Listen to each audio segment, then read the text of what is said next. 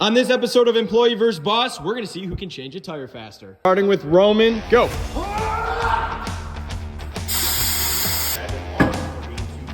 What do we think, dogs?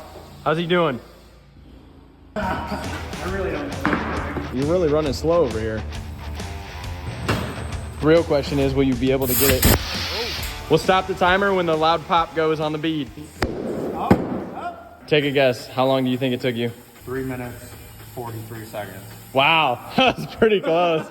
3 minutes and 4 seconds. All right, Keenan, 3 minutes and 4 seconds is the time to beat. Go.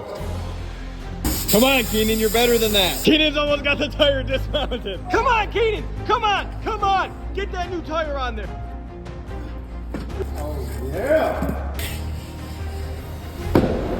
What? No way! Shit. 6 minutes and 28 seconds, bud. Back to being a Luke tech. Oh.